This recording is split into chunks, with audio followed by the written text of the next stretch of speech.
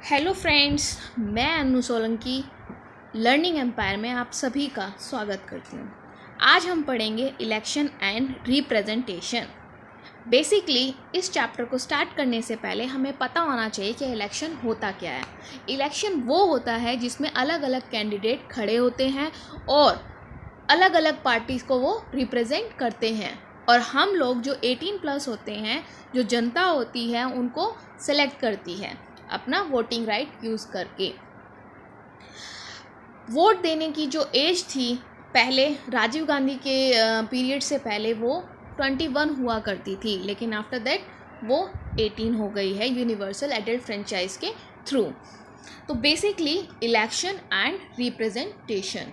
Election का मतलब आप सभी को पता ही है, क्योंकि आप लोगों ने घर में भी देखा है जब आप लोगों की फैमिली या 18+ आपके कज़न्स रिलेटिव्स जो होते हैं वो वोट देने जाते हैं, तो आप लोगों ने ये चीज़ें देखी होंगी और नोटिस भी की होंगी। एंड रिप्रेजेंटेशन क्या होता है? रिप्रेजेंटेशन होता है लाइक अगर आपकी क्लास है, आप अपनी क्लास का ही एक एग्जांपल ले लो। आपकी क्लास में भी एक क्लास रिप्रेजेंटेटिव होता है जो क्लास को रिप्रेजेंट करता है, तो उस प्रोसेस को रिप्रेजेंटेशन बोलते हैं। जब आप किसी को रिप्रेजेंट कर रहे हैं, तो ऐसे ही क्लास मॉनिटर जो, अब ऐसा तो नहीं होता ना टीचर सबको बुलाएं, सब बच्चों को बुलाएं और फिर सब बच्चों को पर्सनली एक एक बार मतलब कोई भी न्यूज़ है वो सर्कुलेट करें, पर वो क्या करते हैं, मॉनिटर को बुलाते हैं और मॉनिटर क्या करता है, क्लास में अनाउंस करता है। तो दैट्स द रीज़न। अब रिप्रेजेंटेशन यही होता है, इलेक्शन में भी यही होता है कि अलग अलग जो पार्टीज़ होती हैं उससे लोग खड़े होते हैं, रिप्रेजेंट करते हैं, अपनी पार्टी को रिप्रेजेंट करते हैं। ऐसा तो नहीं है कि वो बीजेपी कोई कास्ट हो गई है वो जिसमें वो पैदा हुए हैं, या कांग्रेस कोई कास्ट हो गई है जिसमें वो पैदा ही हुए हैं, नहीं, वो सिर्फ एक पार्टी को रिप्रेजेंट कर रहे हैं। ओके, अब हम पढ़ेंगे इसमें कुछ topics. Basically election and democracy. Election and democracy कैसे एक दूसरे के साथ लाए करते हैं हम इस चैप्टर में देखेंगे। After that election system in India. हमारे इंडिया में किस तरह का इलेक्शन सिस्टम है और हमने कौन सा, मतलब मैथड्स तो बहुत हैं, बट हमने कौन सा सेलेक्ट किया है, कौन से इलेक्शन में हम कौन सा मेथड यूज़ करते हैं, वो हम इसमें पढ़ेंगे। अदर कंट्रीज़ के भी एक दो एग्जांपल हम यहाँ पर लेंगे, बट बेसिकली हम इंडिया का पढ़ेंगे। After that, the importance of the provision for free and fair election and the debate on electoral reforms. पहले हम ये देखेंगे कि फ्री एंड फेयर जो इलेक्शंस हैं उसकी क्या इंपॉर्टेंस है, क्या प्रोविज़न उसमें ऐड किए हैं, और आफ्टर दैट उसमें क्या रिफॉर्म्स आए हैं, क्या डिबेट्स रही होंगी इलेक्टोरल सिस्टम में, क्या क्या ऐसी प्रॉब्लम आई होंगी जिसकी वजह से कुछ प्रोविज़न जो हैं वो ऐड किए गए होंगे, तो वो हम इस चैप्टर में पढ़ेंगे। आप इस इमेज में देख सकते हैं इलेक्शन कमीशन ऑफ इंडिया। ये एक सिटीज़न कार्ड होता है एक तरह से, या फिर हमारा आइडेंटिटी कार्ड आप मान सकते हैं। इसमें हमारी सारी डिटेल्स होती हैं, लाइक नेम, फादर्स नेम या हस्बैंड नेम, मेल फीमेल, और एड्रेस प्रॉपरली, और एक हमारा आईडी होता है कि हम इंडिया के सिटीज़न हैं, तो हमारा वो एक आईडी होता है। तो इसको हम जब वोट देने जाते हैं, तो जैसे कि आप देख रहे हैं यहाँ पे लाइनों में लोग जो लगे हैं उनके हाथ में ये आइडेंटिटी कार्ड है, जिसको पहचान पत्र भी हिंदी में बोलते हैं। ये हमारी पहचान कराता है, तो इसको लेकर ही हम जाते हैं और वोट देकर आते हैं। और वोट देने के बाद जब हम आते हैं तो हमारे, जैसे आपने फर्स्ट इमेज में देखा ही होगा कि फिंगर पे एक इंक का निशान लगाते हैं। वो किस चीज़ को रिप्रेजेंट कर रहा है कि आप एक ही पर्सन एक ही वोट दे सकता है। जैसे यहाँ पर आप देख रहे हैं बहुत सारे बटन दबे हुए हैं, बने हुए हैं सॉरी, और यहाँ पर कुछ पार्टीज़ के कुछ साइन बना दिए जाते हैं, पार्टीज़ के नाम लिख दिए जाते हैं ताकि लोगों को प्रॉब्लम ना हो और वो अपना वोट फ्रीली दे सकें। अब आता है हमारा types of democracy. Basically direct democracy होती है और इनडायरेक्ट डेमोक्रेसी होती है। इसको हम डायरेक्ट इलेक्शन और इनडायरेक्ट इलेक्शन भी बोल सकते हैं। तो इसमें होता क्या है, हम इसमें अब हम आगे देखेंगे। Okay, direct democracy. In a direct democracy citizen directly participate in the functioning of the government. For example in India gram sabha जो लोकल गवर्नमेंट होती है हमारी, ठीक है। डायरेक्ट डेमोक्रेसी का अगर हम सिंपली वर्ड में बोलें तो जो इसमें नॉर्मली जो सिटीजन्स हैं वो डायरेक्टली इन्वॉल्व हो सकते हैं, चाहे वो वोटिंग, जैसे कि ग्राम सभा का वोट। अब हम जब पंचायत में जो पंच चुनते हैं या फिर कोई लीडर को हम वोट देते हैं, तो ये एक लोकल गवर्नमेंट हम जो विलेजेस में बनाते हैं, तो वो ग्राम सभा होती है। तो डायरेक्टली हम जो सिटीजन होते हैं उसमें इन्वॉल्व होते हैं। तो ये होती है हमारी डायरेक्ट डेमोक्रेसी। जैसे कि हम भी अपने एमएलए और ये सब चुनते हैं, तो ऐसे लीडर्स जब हम चुनते हैं तो हम देखते हैं कि हम डायरेक्ट ही इन्वॉल्व होते हैं, ऐसा नहीं कि हम इनडायरेक्टली हम उनको इलेक्ट कर रहे हैं। तो ऐसे ही ये होती है डायरेक्ट इलेक्शन भी आप इसको बोल सकते हो, और डायरेक्ट डेमोक्रेसी भी इसको आप कह सकते हैं। इसके बाद देखेंगे हम इनडायरेक्ट डेमोक्रेसी। इनडायरेक्ट में क्या होता है, बेसिकली वही है कि इसमें सिटीजन जो होते हैं वो डायरेक्टली इन्वॉल्व नहीं होते हैं। Representative democracy is also known as indirect democracy और रिप्रेजेंटेटिव गवर्नमेंट। यस, जो रिप्रेजेंटेटिव डेमोक्रेसी होती है उसको हम इनडायरेक्ट डेमोक्रेसी भी बोल सकते हैं या फिर रिप्रेजेंटेटिव गवर्नमेंट भी बोल सकते हैं। ये बेसिकली कहाँ यूज़ होता है, ये जो हमारे प्रेसिडेंट इलेक्शंस होते हैं या फिर पीएम के इलेक्शन होते हैं, जिसमें हम डायरेक्ट तो इन्वॉल्व नहीं हो रहे हैं बट वहाँ पर इलेक्शंस होते हैं, तो वो अलग ही एक मेथड होता है और अलग ही एक जैसे कि आप देख रहे हैं इस इमेज में कि अलग मेथड एंड अलग ही सिस्टम होता है। Direct democracy is impossible in large country with a huge population. बिल्कुल, जो डायरेक्ट डेमोक्रेसी होती है इम्पॉसिबल होती है लार्ज कंट्रीज़ में, यानी अगर हम बात करें अगर जहाँ पर बहुत ज़्यादा पॉपुलेशन है वहाँ पर बहुत प्रॉब्लम होती है इस टाइप के इलेक्शन को हेल्ड करने में। Govern by the elected representative of people. अब क्या करते हैं, हम कुछ लीडर सेलेक्ट करते हैं और वो लीडर्स बड़े लीडर को चुनते हैं, सिंपल। तो डायरेक्ट डेमोक्रेसी क्या होती है, जिसमें हम जो ऑर्डिनरी पीपल हैं, जो सिटीजन हैं, वो डायरेक्ट इन्वॉल्व होते हैं। और इनडायरेक्ट डेमोक्रेसी क्या होती है, जिसमें इन्वॉल्व नहीं हो सकते। ठीक है, क्योंकि इनडायरेक्ट डेमोक्रेसी जो है ऐसे पॉसिबल नहीं है, क्योंकि लार्ज कंट्रीज़ में अगर पॉपुलेशन ज़्यादा है तो वो इनडायरेक्ट ही मेथड को अपनाएंगे, डायरेक्ट को नहीं कर सकते ना, दैट्स वाई। और यहाँ पे ये इनडायरेक्ट है बेटा, ये गलती से यहाँ पे डायरेक्ट लिख गया है, तो आप इसको करेक्ट कर लेना। ओके, अब हम आगे बढ़ते हैं। Election system in India. हमारे इंडिया में किस टाइप का इलेक्शन सिस्टम है? बेसिकली 2 मेथड्स हमारे इंडिया में यूज़ होते हैं और 2 मेथड्स हैं इलेक्शन हेल्ड करने के। India follows 2 different method. तो इंडिया जो है 2 टाइप्स के जो मेथड हैं उनको यूज़ करती है। First is first past the post and second is proportional representation. तो फर्स्ट में क्या होगा कि फर्स्ट पास द पोस्ट का मतलब है जो जीता वही सिकंदर, और प्रोपोर्शनल रिप्रेजेंटेशन में क्या होता है कि जो फर्स्ट आया है उसकी भी वैल्यू है और सेकंड आया है उसकी भी वैल्यू है, जो थर्ड आया है उसकी भी वैल्यू है। तो इसको हम डिटेल में थोड़ा आगे पढ़ेंगे। अब जैसे कि आप इस इमेज में देख रहे हैं, ये रेस है, इसमें जो फर्स्ट आ रहा है तो वही सिकंदर है, इसीलिए इस सिस्टम को हम बोलते हैं कि जो जीता वही Sikandar. Next, the first past the post system is also known as the simple majority system. Right, हम इसको बोल सकते हैं कि जिसको जितने ज़्यादा वोट मिलेंगे वो जीत जाता है, जिसको जितनी ज़्यादा मेजॉरिटी मिलेगी वो जीतेगा, तो हम इसको मेजॉरिटी सिस्टम भी बोल सकते हैं। In this voting method the candidate with the highest number of votes in a constituency is declared the winner. बिल्कुल करेक्ट, कि जितने भी जैसे कि पहले 543 कॉन्स्टिट्यूंसीज इसमें दी गई हैं, तो इसमें क्या था कि अलग अलग जो कॉन्स्टिट्यूशंस होती हैं वो उनको हम डिस्ट्रिक्ट बोलते हैं, यानी अलग अलग डिस्ट्रिक्ट से अलग अलग लोग खड़े होंगे, जिसको जितने ज़्यादा वोट मिलेंगे वही विनर होगा। This system is used in India this system is used in India in direct election to Lok Sabha. Right, अब हम आगे पढ़ votes and seats won by some major parties in Lok Sabha election of 1984। देखिए बच्चे कि 1984 का जो इलेक्शन है, फर्स्ट ऑफ ऑल 1952, आप सभी जानते होंगे कि सबसे पहले इलेक्शन जो हैं कब से स्टार्ट हुए थे, 1952। तो उसके बाद जो पावरफुल जो हमारी पार्टी थी वो कांग्रेस ही थी।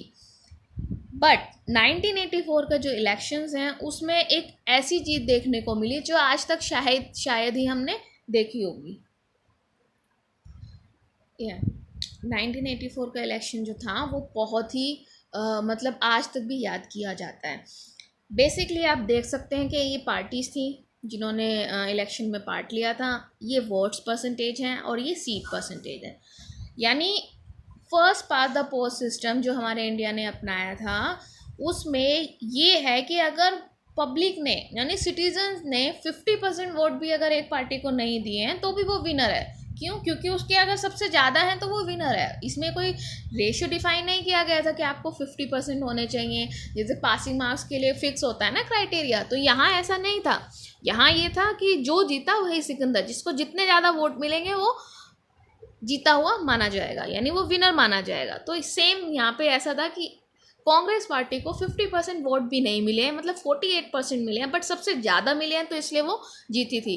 48% का रेशो और 415, यानी कि 415 सीट्स उनको मिली थी। ओवरऑल 543 हमारे पास, यानी उनकी टोटल जो सीट्स थी वहाँ पर 543 थी, जिसमें से कांग्रेस ने 415 सीट्स को अपने अंडर कर लिया था, यानी जीत लिया था। अब इसको कह सकते हैं कि 80% वो सीट तो जीत चुके हैं, लेकिन 50% वोट भी नहीं थे उनके पास। तो ये इसमें थोड़ी सी कंफ्यूजन इसलिए होती है बच्चों को, क्योंकि बेटा वो सीट है, ठीक है, और वो वोटर्स का वोट परसेंटेज है, वो अलग है और सीट अलग है। ठीक है, होप कि आपको ये चीज़ समझ में आई हो, और ये बहुत इम्पोर्टेंट भी है। आपको ईयर हमेशा याद रखना है कि फर्स्ट इलेक्शन कब हुआ था, 1952 में। उसके बाद कौन सी ऐसी पार्टी है जो रूल में आई थी, मतलब बहुत पावरफुल जो थी, जो रूल कर रही थी, वो थी हमारी कांग्रेस। अब हम पढ़ेंगे proportional representation system in India. आप इस इमेज में देखो, फर्स्ट वाला तो जीत रहा है, इसकी भी वैल्यू है, सेकंड वाला जीत रहा है, उसकी भी वैल्यू है, जो थर्ड पे आ रहा है उसकी भी वैल्यू है। अब आप सोचोगे ये कैसे, अब देखते हैं। Proportional representation is a system use to elect a country's government. Basically एक कंट्री की जो गवर्नमेंट होती है उसको इलेक्ट करने के लिए इस मेथड को यूज़ किया जाता है। ये हमारे यहाँ भी यूज़ होता है, ठीक है बेटा, ध्यान रखना इस चीज़ को। ये हमारे यहाँ भी यूज़ होता है बिग लीडर्स, यानी बड़े जो लीडर्स होते हैं उनको इलेक्ट करने में, जैसे प्रेसिडेंट हो गया या फिर प्राइम मिनिस्टर के इलेक्शन में। ठीक है, तो इसको हम कुछ हद तक इसका जो पार्ट है हम वो यूज़ करते हैं अपने यहाँ इलेक्शंस में भी। If proportional representation is used in an election, a political party that wins 10% of the vote will win 10% of the seat. या अब क्या होता है कि बेसिकली जैसे मैंने अभी बताया, तो पार्लियामेंट में इस मेथड का यूज़ होता है। तो पार्लियामेंट में जो बड़े इलेक्शन होते हैं उन्हीं उसी लेवल पे होता है। तो यहाँ पर क्या होता है कि अगर किसी पार्टी ने या किसी पर्सन ने 10% वोट लिए हैं, यानी आप पार्टी नहीं, आप पर्सन की बात होगी, पर्सन ने अगर 10% वोट लिए हैं तो वो 10% सीट भी उसकी होगी। ठीक है, अगर 20% लिए हैं तो 20% सीट होगी। यानी इसमें रेशो का 0.1 0.4 का ऊपर नीचे हो जाता है, लेकिन इतना डिफरेंस नहीं आता है जितना कि हमने अभी पीछे 1984 के जो इलेक्शन थे कांग्रेस पार्टी का, जो हमने रेशो देखा था, इतना डिफरेंस नहीं आता है कि 80% आपने सीट ली है और 50% आपको वोट भी नहीं मिले। ठीक है, तो ये होता है प्रोपोर्शनल रिप्रेजेंटेशन, यानी जो फर्स्ट आएगा उसको उतनी सीट मिलेंगी जितनी उसकी। अब होता है ना, जिसे हम कॉलेज में या फिर या हम किसी एंट्रेंस एग्ज़ाम में बैठते हैं तो वहाँ पर क्या होता है, हमारी रैंकिंग के अकॉर्डिंग हमें कॉलेज और सीट मिलते हैं। तो सेम एज जितने यहाँ पे जिसकी जितनी % वोट होंगे उतने % उनको सीट मिल जाएगी। That's it. अब हम देखेंगे comparison of FPTP and PR system of election. Basically, the country is divided into small geographical unit called constituency or district. And PR stand for proportional representation. FPTP first past the post. Okay. PR, large geographical areas are demarcated as constituency. The entire country may be a single constituency. यानी यहाँ पर क्या होता है FPTP में कि अलग अलग डिस्ट्रिक्ट होते हैं, अलग अलग डिस्ट्रिक्ट में पार्ट, मतलब पूरे जोग्राफिकल अगर हम पार्ट को देखें तो अलग अलग डिस्ट्रिक्ट में डिवाइडेड होते हैं। और PR में क्या होता है, एंटायर कंट्री होती है और एक सिंगल कॉन्स्टिट्यूंसी होती है। Every constituency elect one representative. Yes, यहाँ पर क्या होता है कि जो एवरी कॉन्स्टिट्यूंसी है वो एक रिप्रेजेंटेटिव को इलेक्ट करती है। और PR में क्या होता है, यहाँ पे मोर देन वन होती है। FPTP में क्या होता है, वोटर्स जो वोटर्स होते हैं वो वोट जो वोट यानी voters vote for a candidate, यानी जो वोटर्स होंगे वो वोट देंगे कैंडिडेट के लिए, और यहाँ पर क्या होता है, पार्टी के लिए वोट दिया जाता है। यानी यहाँ पे कैंडिडेट का इम्पोर्टेंस होता है और यहाँ पर पार्टी का इम्पोर्टेंस होता है। अ पार्टी में gets more seat than vote in the legislature. Every party get seat in the legislature in proportional to percentage of votes. Yes, यहाँ पर क्या होता है कि जो जीता वही सिकंदर वाला मेथड यहाँ पे यूज होता है, और यहाँ पर क्या होता है, every party gets in the legislature in the proportion to the percentage of vote then he get. Candidate who wins the election may not get majority votes, या ऐसा हो सकता है इसमें कि अगर आपके 50% वोट नहीं है तो भी वो मेजॉरिटी में हो सकता है, एज लाइक 1984 के इलेक्शन में कांग्रेस की जीत। Candidate who wins the election get majority votes. Yes, जो जितने ज़्यादा मतलब इलेक्शन में मेजॉरिटी वोट्स होंगे, यानी जिसके जितने ज़्यादा वोट होंगे उसको उतनी परसेंट सीट मिल जाएगी। ये एफपीटीपी जो है, यूके और इंडिया, ऑब्वियस सी बात है, यूके ने हम पे काफ़ी साल राज किया है तो वहाँ से ही हमने ये एफपीटीपी को फॉलो किया है। और पीआर जो है बेसिकली, वैसे पीआर का कुछ पार्ट हमारे यहाँ पे पार्लियामेंट में के इलेक्शन में यूज़ होता है, बट बहुत स्मॉल लेवल पर होता है, इतना ज़्यादा नहीं है कि हमने पूरे होल कंट्री को इसी मेथड से इलेक्ट किया हो या कुछ ऐसा इसको हमने अपनाया हो। तो पीआर जो पूरी तरह से अगर कहीं पे यूज़ होता है तो वो है इज़राइल एंड नीदरलैंड। अब हम देखेंगे फ्री एंड फेयर इलेक्शन। भाई फ्री एंड फेयर इलेक्शन का वर्ड पढ़ते ही आपको समझ में आ रहा होगा कि फ्री एंड फेयर यानी इलेक्शन जो है बिल्कुल फ्री होने चाहिए। फ्री मतलब ये नहीं मुफ्त मुफ्त मुफ्त, नो, थिंकिंग लेवल पे फ्री होने चाहिए। मतलब हमारी जो सोच है, हमारा जो वोट है वो हम फ्रीली किसी को दे सकें। फेयर इलेक्शन मतलब कोई करप्शन नहीं होना चाहिए, किसी पर कोई किसी तरह का इन्फ्लुएंस नहीं होना चाहिए, कोई दबाव नहीं होना चाहिए, मतलब फेयर इलेक्शन होने चाहिए, किसी तरह का कोई घपला नहीं होना चाहिए। तो concept of free and fair election mainly related to political liberty and equality in election. Yes, equality होनी चाहिए। ऐसा नहीं है कि आप एक पार्टी को बहुत ज़्यादा इंपॉर्टेंस दे रहे हैं और दूसरी नहीं, ऐसा करना ही नहीं है। यानी कोई भी पार्टी होगी उनके लिए कुछ प्रोविजंस होते हैं जिनको वो फॉलो करते हैं, ठीक है। तो इसी तरह से क्या होता है, फ्री एंड फेयर इलेक्शन होते हैं। In matters of election, it implies that no one under the electoral process is in bondage of another, having his personal rights, social and political liberty, free thinking and choice subject to legal discipline। यानी उनकी अपनी खुद की choice होनी चाहिए, कोई बाउंडेशन नहीं चाहिए भैया कि इसको वोट दो, और ये बाउंडेशन किसी भी लेवल का नहीं होना चाहिए। लाइक कुछ लोग क्या करते हैं, मनी से वोट खरीदते हैं, कुछ लोग अदर मतलब कुछ ऐसी एक्टिविटीज़ करते हैं जिनसे वो वोट खरीदते हैं। मैं यहाँ पे बोलना नहीं चाहूँगी, तो बहुत सारी चीज़ें होती हैं ऐसी जिससे वोट खरीदा भी जाता है, बट ऐसी होनी नहीं चाहिए। बेसिकली होती हैं पर ऐसा होना नहीं चाहिए, तभी फ्री एंड फेयर इलेक्शन होगा। इसीलिए आजकल, पहले क्या होता था कि बॉक्सेस में वोट डाला जाता था, मशीन का कोई ऐसा रोल नहीं था, लेकिन अब मशीन से वोट दिया जाता है, जिससे थोड़ा सा करप्शन करने की जो क्या कहते हैं पॉसिबिलिटी हैं वो थोड़ी सी कम हो गई हैं। तो कह सकते हैं कि जब मशीन जब से आई है तो थोड़ा बहुत जो करप्शन होता था वोट में, गिनतियों में, तो वो थोड़ा सा अब कम हो गया है, ठीक है। तो ये होता है हमारा फ्री एंड फेयर इलेक्शन। इसके बाद पढ़ेंगे हम कॉन्स्टिट्यूशनल प्रोविज़न या फिर electoral reforms in India. Basically topic ये है हमारा इलेक्ट्रल रिफॉर्म्स इन इंडिया, यानी उस इलेक्ट्रल सिस्टम को लेकर कौन कौन से रिफॉर्म्स हमारे इंडिया में हुए और उसके बिहाफ पर हमें कौन कौन से प्रोविज़न यहाँ पर ऐड किए गए। देखो भाई, अगर इलेक्शन होना है तो कुछ प्रोविज़न थे जिनको उन्हें फॉलो करना पड़ा था। ये जो प्रोविज़न है आपकी बुक में दिए हुए हैं, बट मैंने यहाँ पर कुछ सिंपली वे में वहाँ से कुछ 4 पॉइंट निकाले हैं जो आपको एटलीस्ट 4 तो याद होने चाहिए, ठीक है। बाकी आप अपनी बुक से फॉलो कर सकते हैं।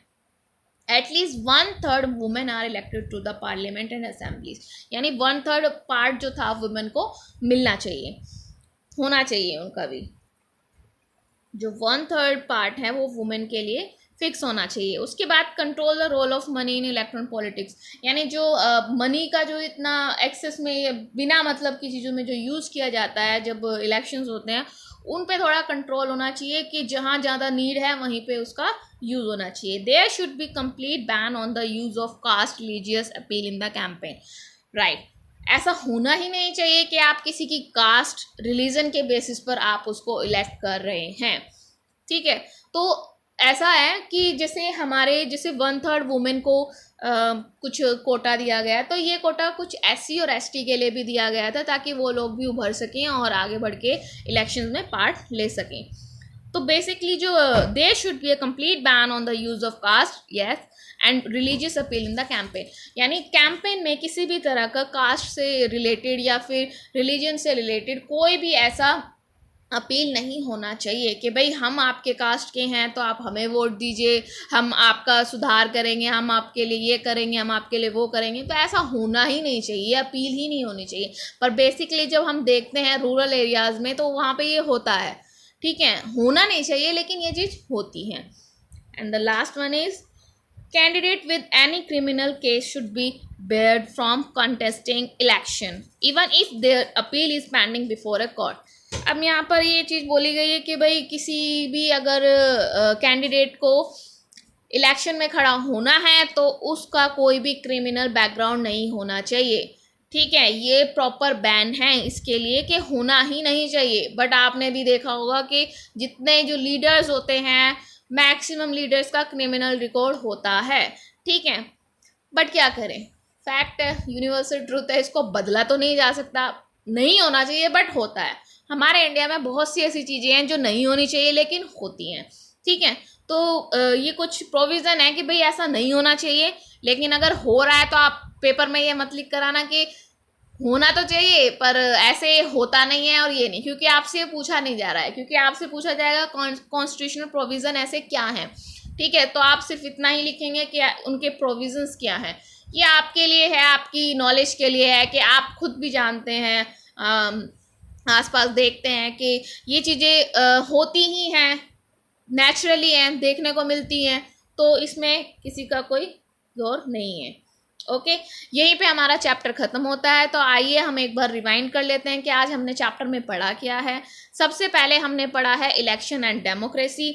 और हाँ, इस चैप्टर के बाद सबसे पहले मेरे माइंड में 2 क्वेश्चंस उठते हैं.